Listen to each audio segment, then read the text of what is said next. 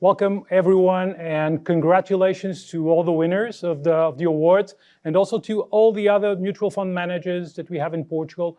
It's really important to have a vibrant asset management industry here in Portugal, but also to have our guests and international participants as we have today. As we can see from Galp's opening video, the world and sustainability are undergoing significant changes. ESG is no longer just about sectors. And you can see an oil major company with a good ESG assessment, or sometimes a tech player with a horrible rating. So there are currently dozens of companies that issue ESG analysis, similar to what traditional rating agencies used to do for credit quality.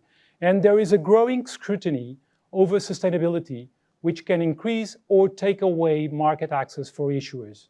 Clients and regulators are also exerting enormous pressures on professional investors to behave accordingly and manage the so-called ESG, environmental, social, and governance risks, and incorporate them in the products that we offer. So it is really important to ask how asset managers throughout the world are tackling this issue. To talk about them, we have the pleasure to have with us the representatives of 4 international asset management companies. All of them are members of APFIPP. Let me introduce them briefly. So first of all, Gita Gal, welcome. She is the Global Head of Research, Fixed Income at Fidelity, where she has been for more than 10 years, and she now oversees a team of approximately 10 analysts and graduates in 5 locations, if I'm not wrong, Gita. And she's also been working with the onboarding of the new private credit team. So Gita, welcome. Thank you. Anna Simmons is the head of sustainability strategy at Schroders. She's responsible for, of course, the sustainability strategy. In this role, she works in partnership with the client-facing group and product teams to deliver a more cohesive set of investment options to Schroders clients. She's also responsible for the sustainability capability. Anna, welcome, and thank you very much for participating. We also have... Thank you very much. Yeah. We also have Alberto Gomez Reino, who is the head of sustainable investments at BBVA Asset Management. He has more than 20 years of experience in investment. He is responsible for the sustainable investments within the global investment team, and he leads the team which is in charge now of establishing and controlling the sustainable criteria applicable to all of BBVA's investment portfolios. Alberto, welcome. And last but not least, Dennis Baas is the lead sustainability specialist within Allianz Global Investors Sustainable Investment Office. In his day-to-day, he is actively involved in shaping Allianz Global Investors' overall sustainable product strategy and foster the development of new sustainable investment approaches, and represents here the sustainability platform in cross-functional sustainability projects. Welcome to all of you, and thank you very much for the time that you have to dedicate to this award session and to discuss what is the hot topic today, which is ESG and sustainability. It's unavoidable. And to start off, I would like to see a video, to show a video that JP Morgan kindly sent to us. If you could please put on the video.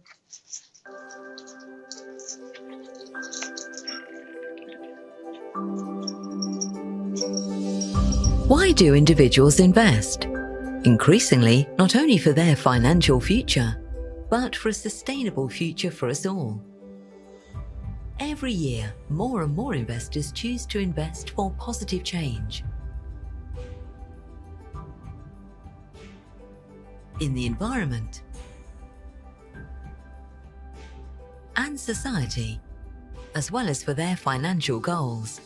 At JP Morgan Asset Management, we invest to create sustainable value for our clients in a sustainable world. We believe that the way companies manage sustainable risks and opportunities has consequences for their business results.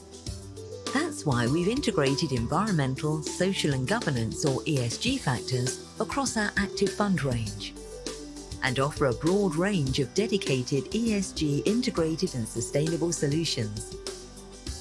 Drawing on our long heritage of active management and the expertise of our global research team to help investors build the future they want to see.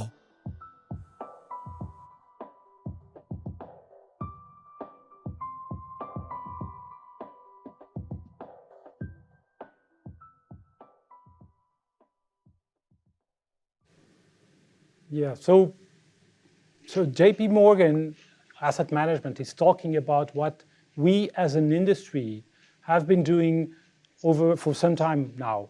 So we are measuring, we are evaluating sustainability risks and opportunities through the integration of the so-called environmental and social, but also corporate governance factors, or ESG, that we are using more and more in decision making.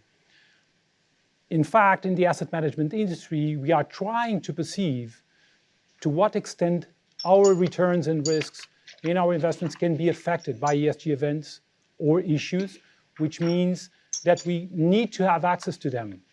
So I would like now to start here some conversation, and let me go over to Schroders and Fidelity, and Anna and Gita, starting with Anna maybe. From Schroders and Fidelity's point of view, is the lack of information standards a problem? Is it a problem for you? How do you manage it? How can you compare the different data that you have access to? And it is a lot of data, we know. If you would be kind enough to start, Anna, and then we'll pass over to Gita. Thank you very much. And I think it's fair to say that over the last few years, the level of data availability has grown incredibly. And why I highlight that is because that has allowed us to invest very heavily in creating a whole suite of proprietary investment tools that help us with that comparison and also help us identify and understand how investments might have how sustainability might have an impact. Good. And Gita, do you want to? Yeah, sorry, Anna. Go. I'm terribly sorry. I think my my speech was cut out then. No. It was just there was a pause here. Sorry. Go on. Okay, if I may, I'll just touch on a few more points. So in creating our own tools that help us understand sustainability, risks and opportunities related to underlying companies, I think it's fair to say that before we created those tools, we did look at third parties. Could we use information from people like MSCI or Sustainalytics? But the reason that we wanted to create our own tools was to allow us to actually look through and really understand the data that comes directly from companies. So our tools are very much built bottom up, where we start by gathering information from companies, things like what are their level of carbon emissions, details around gender board diversity or satisfaction with management. And we use that data to build our own tools to get that perspective that we can truly understand around sustainability. So thank you very much, Anna. This is really the challenge that we are having now, which is to ramp up the quality and quantity of information that we need for our decision making. Gita, do you want to give also your perspective on this? Yes, thank you very much. So I guess the first thing to acknowledge is the lack of information is causing challenges for asset managers, no matter what asset class they're focused on. And it's not just the lack of standards. but also the lack of data across certain regions, across certain asset classes, and the like that can present a challenge. What I would say is there are differences in reporting even in markets where data availability is good. One company may measure its scope 1 and scope 2 emissions. Another company may measure scope 1, scope 2, and make an attempt to measure scope 3. And it makes it very difficult to make comparisons across companies. And the same thing can be said for social and governance. You know, some companies will talk about gender diversity only as it pertains to the overall employment base, and others will make an attempt to look at senior managers and say, actually, do we have gender diversity? And some attempt to go beyond gender and to look at racial diversity, different disabilities, all of those kinds of factors, which ultimately will be contributing to a more robust understanding of their performance. So there is no doubt that it would be better if we had more consistency of data.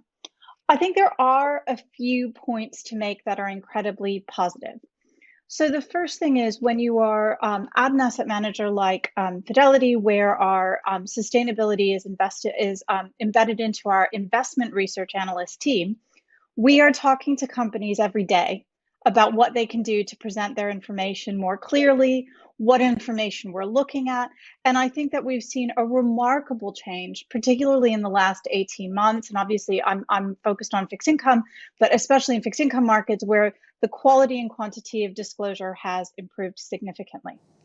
Secondly, we have organizations like SASB, but not exclusively SASB, working on standardizing the metrics that we can all look at so that at least it'll be much more like accounting, where you can kind of say, I know what the revenue line means. This is kind of what goes into it and what doesn't go into it. And I think that will help a lot on the sustainability side. And finally, we also are getting sustainability standards from organizations like the Science Based Targets Initiative, which I think will be really helpful as we try to actually bring commitments into the real scientific world.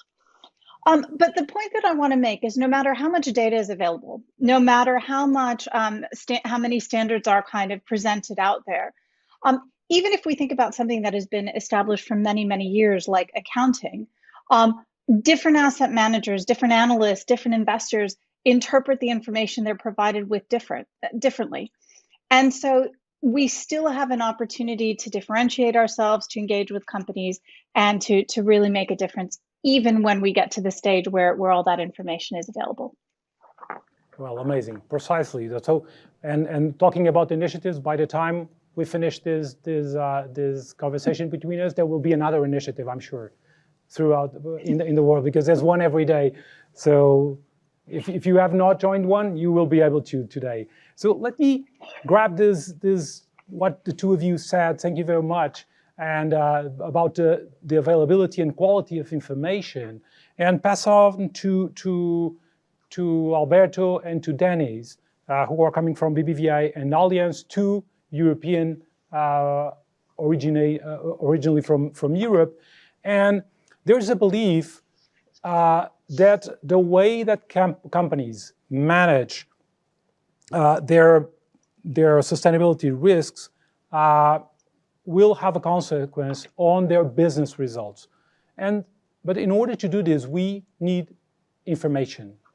Do you think, Alberto and Dennis, that the new Corporate Sustainability Reporting Directive will succeed in making sustainability reporting by companies more reliable, more comparable, more consistent? And how will this help you, and taking into consideration what Anna and Gita have already said, of course? So, Alberto. Yeah. We at BBVA, we think that what was said in the video is perfectly right. I mean, we think that taking into account non-financial information help us to improve risk-adjusted returns. So, I mean, is a key aspect on the decision-making process. And we have just seen that getting reliable and homogeneous ESG information is challenging, and at least now relies on a combination of external providers and internal research. And we also, as said before, we are seeing various international efforts that try to tackle this issue and try to define and standardize common standards. Within the EU, the Sustainable Finance Action Plan have several initiatives that try to tackle this issue. We need, as you said before, quality information, at least to report the important aspects of sustainability on our portfolios. And the Corporate Sustainability Reporting Directive aims at ensure that investing companies report the information that we need to fulfill our reporting requirements. So in this global spectrum of initiatives that you mentioned before, it's good as an standardization process. But I mean, this not solves every problem we face right now, because as Gita said before, the international standardization is far from concrete. So I mean, we are quite far in that sense to have common information. We are taking the first step to have at least a common information for European-based companies. But I think we are quite far to have all the information and the granularity of this information available to all the investors. So I think it's a good effort. We need at least a couple years from now to have quality information on a standardization on a standard basis. And despite that, I think we will still need external providers and internal research as we have right now. Yeah, as we've always needed in the past, and external information. So Dennis, from Allianz's point of view, do you want to also comment a bit on this perspective of having more information standardized, at least for European companies? There's a discussion now around how far this will go regarding non-European based companies. No, absolutely. Before I add to Alberto's point, let me first thank you very much for the invitation and for the fantastic organization. It's a real pleasure to speak at the APFIPP panel. And coming to the topic, we at Allianz Global Investors, being an active asset manager, clearly rely on financial and non-financial data disclosures from investee companies to generate financial alpha and sustainable outcomes. As such, we are clearly in favor of this EU-wide directive, so the CSRD directive, which should foster data comparability and reliability. Standardized data will help us to better identify ESG leaders, but even more so the ESG laggards. And as Alberto already alluded to, being an investor with global reach and global portfolios, we would like to see such initiatives even extended to a global perspective. But we believe that Europe leads the way here, and other jurisdictions in Asia particular, or maybe as well in the US, might follow or get at least inspired from such directives. And then a second point is, personally, I find it super exciting that the EU starts to think not only on parameters to report, but as well about the technical aspects. So the idea to have a machine-readable, structured approach to access sustainability data points is an important step towards an enhanced digitalization. At Allianz Global Investors, we have, for example, a dedicated AI team that has designed a natural language processing tool that reads and extracts information from thousands of newspaper articles, analyst reports across various languages on a daily basis. And then this information is automatically combined into relevant signals for our portfolio managers to allow for an improved alpha generation potential. And then if we could combine this with more and more standardized machine-readable ESG sustainability data point, with the help of these AI tools, we can enhance even further our proprietary ESG scores with more actual or even a forward-looking element. And I think that's the crucial aspect here.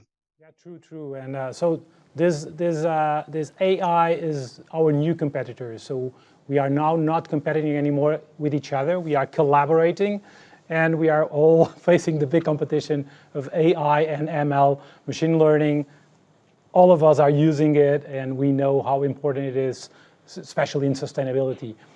Let me ask the production to put on a video from Amundi that talks a bit about the challenges that we have ahead as we move forward from integration into something more.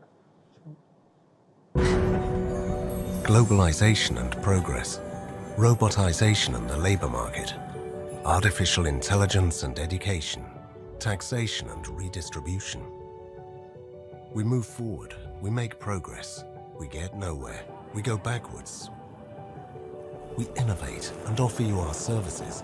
We suggest ideas, we discuss ideas. We consider ideas and we get nowhere, or worse, we go backwards. We are being sold a dream of a more humane world that is more respectful of ordinary people and their expectations and needs. But at the same time, inequality has never before been so widespread. Inequality has never before been so widely condemned.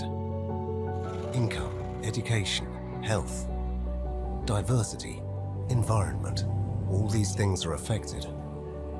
And the world is watching as the world takes to the streets. Gender equality, territorial divide, purchasing power. No country is immune, and the list of grievances is long. And we're getting nowhere. We're going backwards. The growing inequality is a threat to the long-term growth and stability of our democracies. But all is far from lost.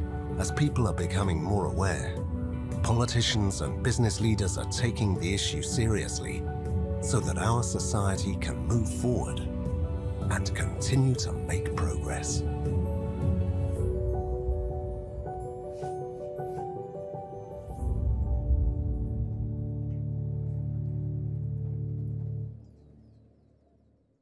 In a rapidly changing world, where the truths of yesterday are destined to become tomorrow's uncertainties, how do you decide who is the right business partner for you?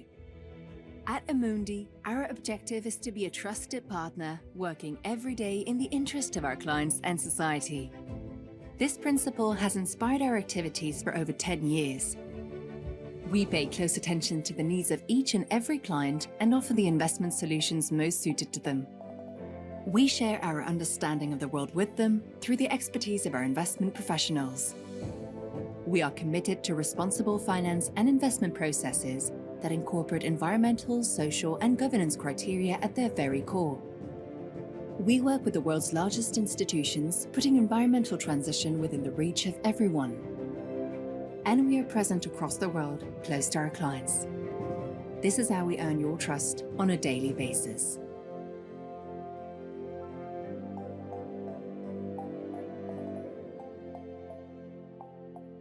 Amundi.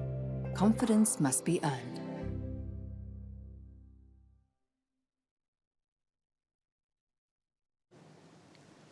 So I always get emotional about people. In this video, Amundi talks about progress, innovation, advances, but also some challenges on redistribution, a more human world. In the second block, they talk about ESG integration at the core of their decision, and we know that we are all being called upon this. And the dialogue with the institutions, the proximity with clients, it seems very aligned with these new EU regulations that we have, in particular the Sustainable Finance Disclosure Regulation that came into force now in March. And I would now do some mix between you, and I would go over to Fidelity and BBVA, starting with maybe Gita. What does it mean for you, for your companies, your asset managers, Fidelity and BBVA, to promote social or environmental aspects, which is the new challenge of Article 8 in the SFDR. So if you want to just give us a bit of education on that, Gita.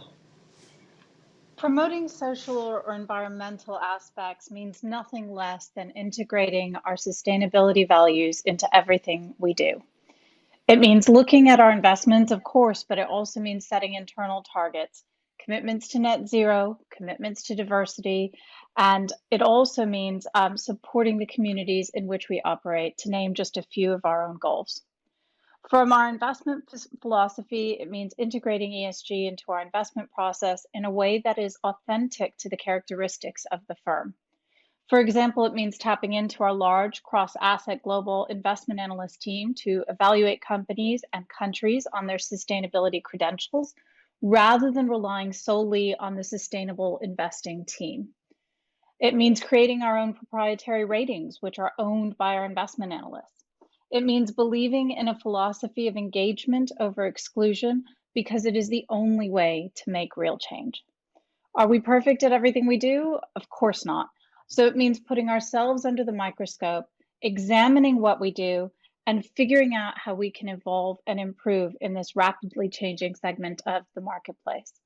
And what we would argue is that this is the only way that we can actually achieve the sustainability goals that we all hold for the future of our planet and of our populations. 2030, it's around the corner. So without us, we really have a role to play here. Alberto, do you want to talk to us a bit about promoting E&S, environmental and social aspects? Yeah, sure. Historically, it's been very difficult in the absence of standardized criteria to verify that sustainable characteristics advertised by every product were met or even true. No regulation that came on March set several standards asking financial institutions to be transparent about their approach to sustainability, how they monitor sustainable risk, how we interact with companies, and how everything translates into specific products with different or non-sustainable characteristics. Regarding Article 8, the products you asked us to develop, I mean, they promote ESG characteristics. For assessing that we are promoting these characteristics, let me talk in a minute about BBVA IM approach to sustainability as an asset manager. We launched a sustainability plan back in 2019 that was quite ambitious. It was to transform investment vehicles in sustainable investment solutions. We initiated this path 20 years ago, but we launched this sustainability plan, I mean, to really check every point we wanted to improve and to assess in the coming years. We have 4 pillars to achieve this. We have exclusion policies that should be applied to every product we manage. We have integration process. We have scores for every investment we have in our portfolios. We also use impact investing as a way to build portfolios, and we also have a formal voting and engagement policy. Those 4 pillars establish mandatory minimums for all the portfolios we manage, but for an Article 8, this is not enough.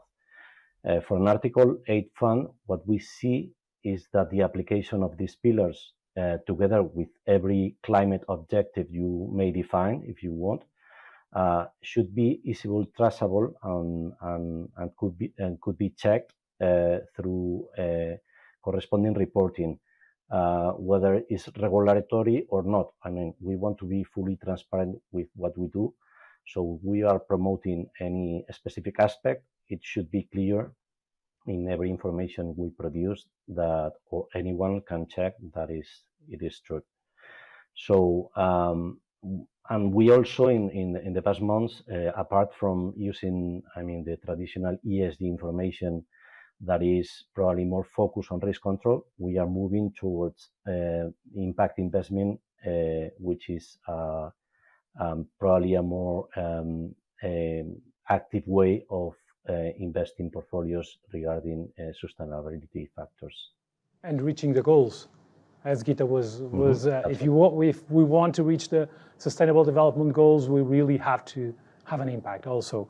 So maybe we've been talking from our perspective as asset managers, as investors. All of us are investors, but there's one thing that we cannot live without, which is clients, and and unfortunately also fortunately also regulators. Let me correct that.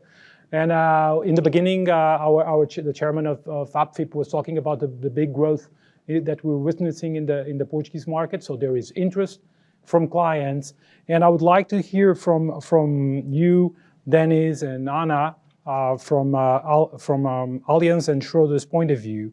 How are you looking at SFDR and sustainability, but from a client point of view? So how is demand picking up, given all this news around and the fuzz? Dennis, can you brief us on Allianz's point of view and then maybe pass on the word to Anna? Sure. So you mentioned, or in the video, we have seen the reference to ESG integration. And I think we all would agree on the fact that ESG integration is a widely used term, but there is no industry-wide common understanding of it. So we at Allianz Global Investors see it as our duty to society and to our clients to improve transparency by becoming a bit more precise in our language.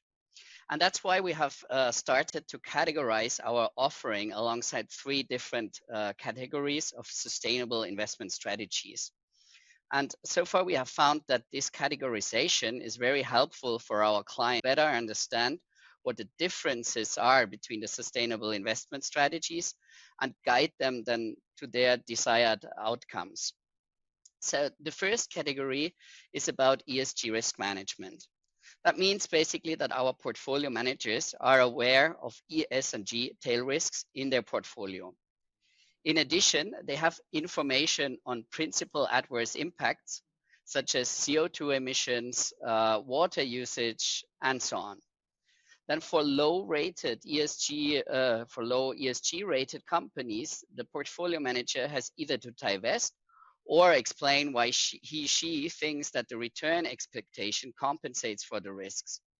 And we see that for many clients, and not only here in Europe, but even more so maybe in other jurisdictions, this approach is the first step into the sustainable investing world with relatively low impact on their tracking error targets that many, in particular, institutional clients have. But here, very important, when classifying under our strategies under SFDR, all funds in this category, so in this ESG risk management category, are Article 6 only. And just for the entry point. So this is just for the entry point. You already do a lot of things. Thanks for sharing. It's important for clients to know. Yeah, go on. Sorry, Article 8. Yeah, exactly. Now the second category is around Article 8. And this comprises all our sustainability focused funds, which all apply an exclusionary element and then combined with a second layer of sustainable approach. And this second layer can be, for example, a best-in-class strategy, an engagement strategy, or a strategy more related to transitionary aspects. And the third category then is around our impact-focused strategies. Here we combine all strategies that have the intention, so intentionality is here the key word, to contribute to positive sustainable outcomes. And then this can either be measured via the contribution, for example, to one or several United Nations Sustainable Development Goals, or directly via use of proceeds bonds, for example, green bonds or social bonds, or private market investments, for example, on the renewable energy side. So the objective is that these strategies will invest predominantly in sustainable investments and then be classified as Article 9 products. So all in all, currently we have around 120 sustainable funds. And when I say sustainable funds, I mean Article 8, Article 9 funds, And this represents around 25% of our overall fund range. And we are pleased to see that some of our most successful funds, both in terms of performance and net cash flows this year, are sustainable funds. So basically, we can observe that clients start to understand that they can make the difference with their capital allocation decision.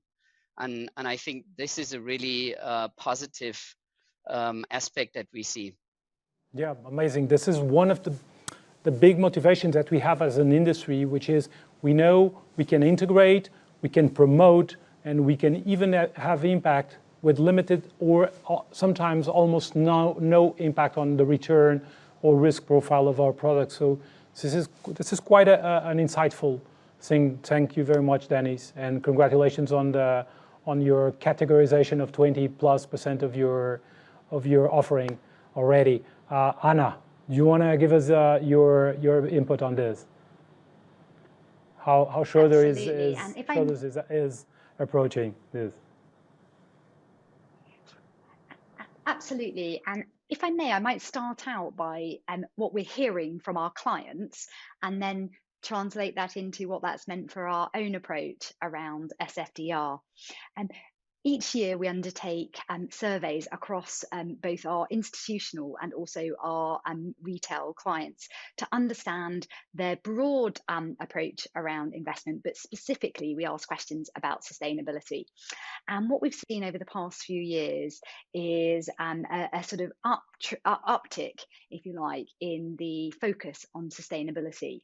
And for our institutional survey, and we published the results just a few months ago, for the latest 2021 survey, I think it's fair to say that COVID has reinforced the importance of sustainable investing. And when we ask clients about, will this sort of change the way that you're thinking going forward, and the majority, so over 50%, so 52%, said that they would be actually investing sustainably going forward.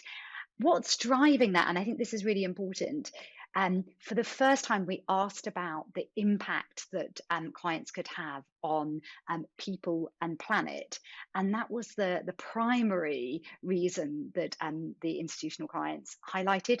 Secondly, they talked about alignment with their sort of corporate or internal values. The third point, and this links really neatly into SFDR, is that it is regulatory pressure as well. So that's on the institutional side. So clearly gathering momentum there. We see similar results from our retail investors as well. And we asked over 23,000 people last year for their views on sustainable investing. And I thought two headlines I would highlight. First of all, 77% of the respondents said that they wanted to invest in line with their values. They would not invest against their beliefs. And 47% said that they, going forward, would be looking to invest in sustainable funds. And that's up from 42% of the respondents in 2018. So why have I told you all of those numbers? It reinforces, in our view, the importance of offering a breadth of investment solutions, recognizing that our clients are on that sustainability journey. Dennis outlined the approach that they've taken at AGI around sort of identifying Article 6, Article 8 and Article 9 funds. You probably won't be that surprised, but Schroders has taken a very similar approach. So ESG integration being at the heart of our Article 6 funds. That's that risk management, understanding the extent to which sustainability could have a financial risk impact on their investments. For Article 8, we've introduced what we call a binding constraint. That really helps with the point that Alberto made on being able to measure and be very transparent to clients about sustainability within their investment funds. So for every one of our Article 8 funds, we have a quantitative way of identifying how sustainable is the fund and comparing that with the benchmark. That's using Schroders' proprietary tools that I talked about in the first section. And our Article 9 funds, again, they are looking for those sustainable outcomes, the intentionality of the underlying investments. And in terms of where Schroders is in that journey, so in March, around 25% of our European funds were either Article 8 or Article 9, and we are working hard at the moment to transition a number of our funds from Article 6 to Article 8, and later in the year we'll be able to come back with an update on that, but it's safe to say that the majority of those assets will be categorized as Article 8 or 9. Good. We're all on that journey throughout Europe, and well, I feel like I have to become an adult in this world of sustainability, because when I was a kid, my usual word would be, it was not on purpose, and we do need a purpose now. And I didn't mean it, and now you have to mean to do something. You have to really try to do something. So that's why we invited Nordea Asset Management to send us a video that I've been using on my classes, and I keep using them internally even, that talks about walking the talk. So what are we doing that people don't know that we are all doing as asset managers? And then I'll ask you to talk about it, being active managers. So if you can, please, I would ask production to put on the video.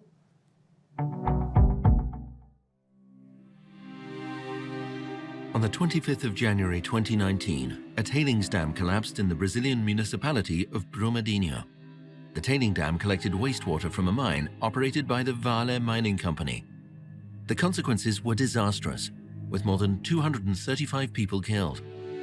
Nordea funds own shares in Vale, and these shares were immediately put in quarantine after the tragedy.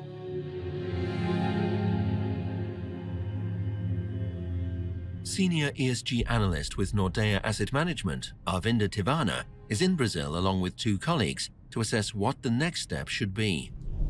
As an asset manager, you're of course interested in creating value for your clients, but you're also interested in creating the right type of value, not investing in companies that are not managing their risk correctly. We, as a responsible investor, Nordea Asset Management, do not want to invest in those kind of companies. So we either exclude the companies or we engage with the companies. In Brumadinho, they're invited to a meeting with some of the affected townspeople and union representatives. The local union representative calls for cooperation and transparency from Vale. It was quite unsettling hearing very personal stories, the struggles they went through on the day. They want the company to take responsibility for what it's done and what happened under their watch. The city's mayor wants Vale to stay and assume their share of the responsibility for the disaster. E nós temos uma preocupação que daqui 2 anos, se a Vale não continuar pagando os impostos para nós, a cidade fecha. Fecha os postos de saúde, fecha o hospital, fecha a UPA, fecha tudo. É gravíssimo o que aconteceu. We are heading towards Vale's headquarters. We hope to gain a long-term dialogue with the company and positive engagement, push the company towards more responsible tailing dam management, because responsible companies create long-term value for us as investors. They were very keen on hearing about our observations in Brumadinho, and they took our recommendations seriously. Nordea Asset Management believes in active ownership. We're going to stay engaged with the company to push them in the right direction. If we divest, we won't have any influence on the company going forward. We don't want to see this happen again.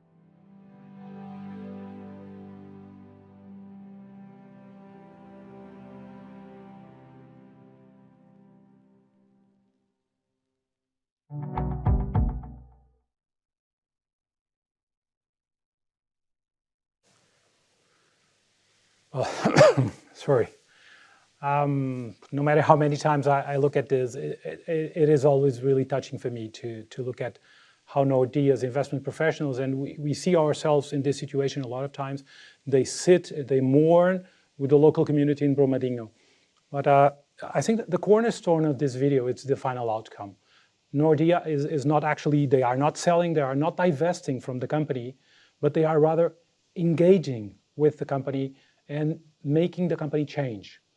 And Vale has made significant changes, not only because of Nordea, but all of us 5 and some other investors, we are always trying to engage with companies. And this is what the investment industry has been leading more towards, which is measuring the impact. And we're getting some questions on the chat on what kind of impact do we have in the world. Okay, this is a great goal, but how about greenwashing? And I think that talking about the way that you, for example, let me start now with Dennis and Gita, Allianz and Fidelity. How do you consider community? So talking about this way of impacting and also avoiding greenwashing, how do you dialogue? How do you consider communities and governmental entities in the way you do your investments? Do you directly engage with them? Gita, can you give us your 2-minute overview and then pass on to Dennis? Absolutely. I think this is a topic that's very near and dear to my heart because obviously I'm the head of fixed income research at Fidelity. And as all of you will know, fixed income markets are not just about corporates. We have a significant number of governments that are issuing debt that we all are investing in. And as a consequence, we don't think that you should just focus on ESG at the corporate level, but you need to extend beyond that. And so what we've done is that we have extended the philosophy and approach and framework, basic framework of assigning sustainability ratings from our corporates to our emerging markets sovereign approach. And that means the same way that we construct our ratings for our corporate issuers, we've constructed a similar framework for our emerging markets sovereigns. And what this means in practice is that our emerging market sovereigns analysts are really going out and trying to use the exact same philosophy that we use for corporates, engagement over exclusion. That was one of the lines that I really loved about that Nordea said, that if we divest, we don't have any influence. So we're talking to countries, we're talking also importantly to state-owned enterprises, often which have much more of a closer kind of corporate style of structure, but have a much deeper community influence. Think about things like transportation networks that have a big influence on the community at large. So we're doing that. I think that the other thing that we have to do is to recognize that we're working in an investment ecosystem. Importance of evaluating the sustainability characteristics of a given government will have an influence on what our corporate bond analysts, what our equity analysts think about investing in the companies in those countries. And it puts an important baseline to everything that we do. And it is that kind of integration and cross-asset idea fertilization that I think becomes really critical to making good investment decisions. Well, I like fertilization. It's a good way to spread the news, spread the seeds all over the company. I think it's a very interesting way to look at it. Dennis. Yeah, sure.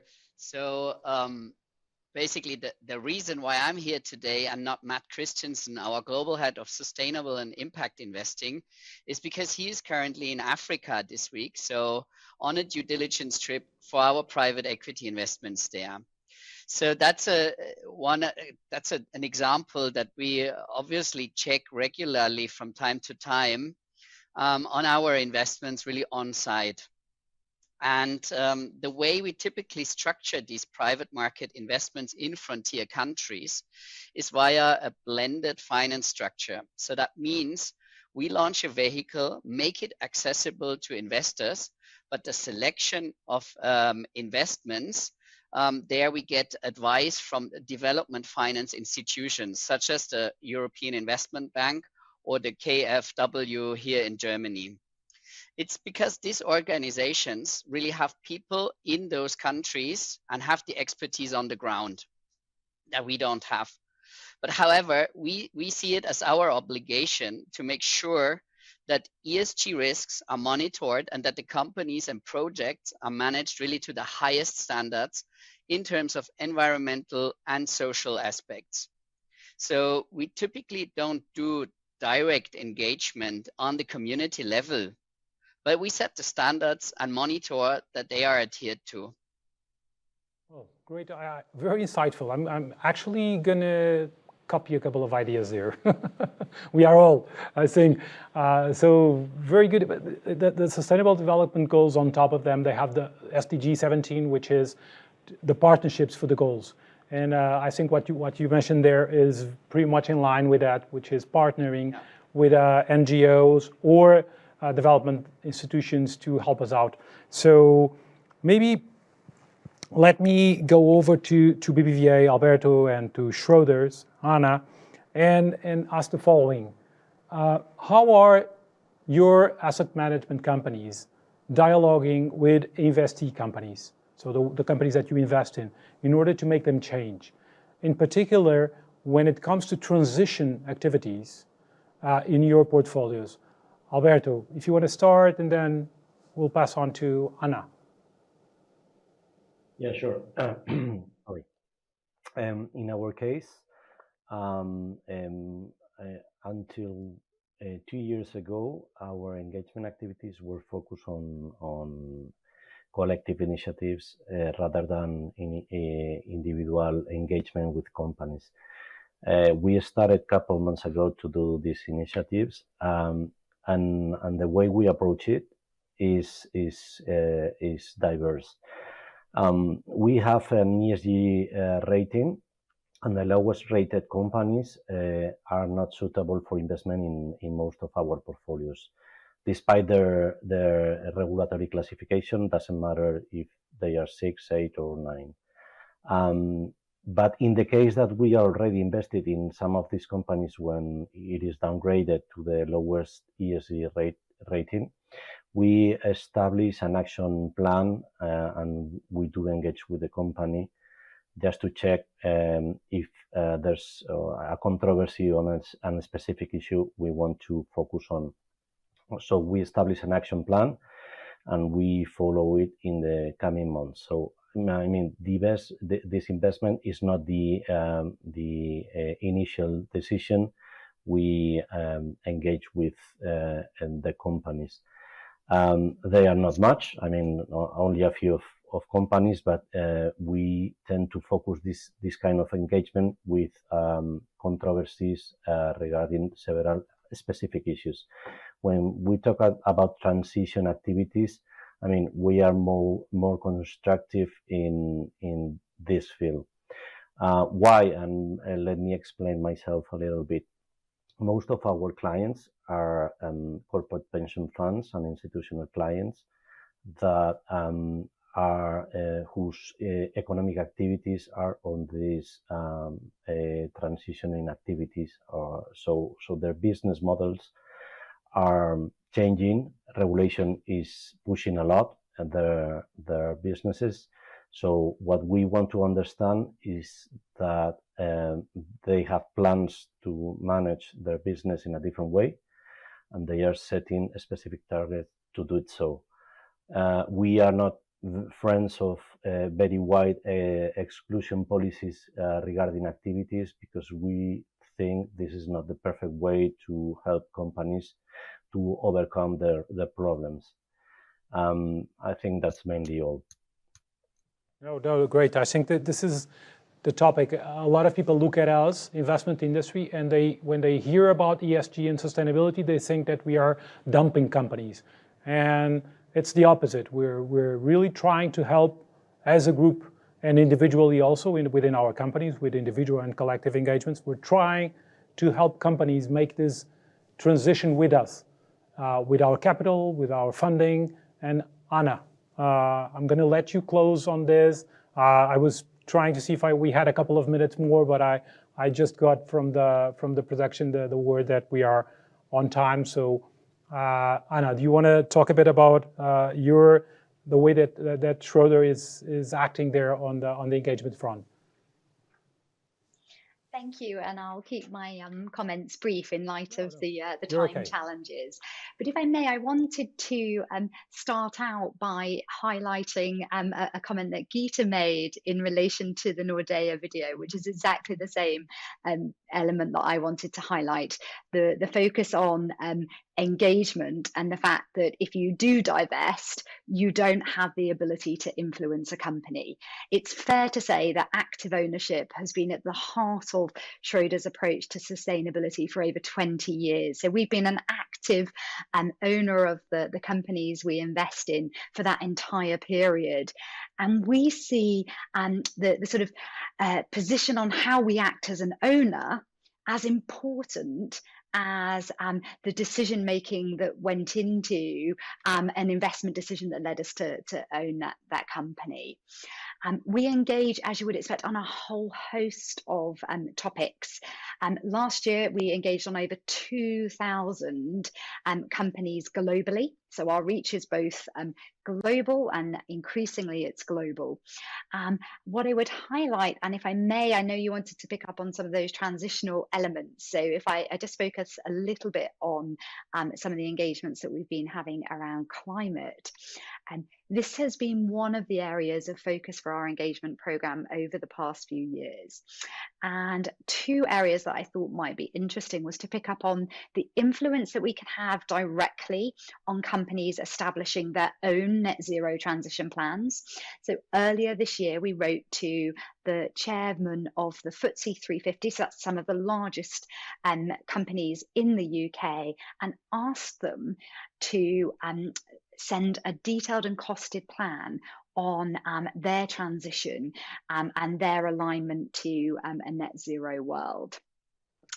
We've also engaged heavily with banks, recognising the very important role that banks play in providing capital or providing finance to fossil fuel companies to really understand their own plans and future ambitions around how they will continue to support the transition and how they will be potentially calling or requiring actions from the underlying companies. So that, I think, two really great examples of how our engagement works in practice. What is critical is setting very clear objectives. And this gets to the heart, if I may, of the comment that you made. I think you said in the chat, some comments were coming through on greenwashing. Very clear objectives mean that you can then measure the outcome of that engagement activity and be really transparent in reporting to clients on the engagements you've been having and the actions that you've taken as a result of those engagements. Well, beautiful. And again, I'm going to take some notes afterwards in the replay and use up a lot of the things that I've been learning today. So I think our time is up, but we did cover some of the questions that most of the questions that I was getting from the audience. And I would like to thank you very much. You personally, the four of you, your institutions. Thank you very much also to APFIPP to give us the room to discuss these topics, to give some education. It's also in the best interest of sustainability to educate, to pass on information. So again, thank you very much. I learned a lot. I'm sure that our audience is also very much more illuminated than when we started. And I hope that we demystified a lot of bad message that some people are getting about greenwashing or us not doing our job properly. And congratulations to you and your institutions. Also, thank you to our sponsors who were, other sponsors besides you, who were very kind to send some videos for us to be able to create some mindset here. And again, well, I'm open, I'm out there, and whoever wants to reach out to me or any of you, I think we are out there and available to our clients. So thank you very much, and congratulations again on your path to sustainability and to the sustainable development goals. Thank you very much.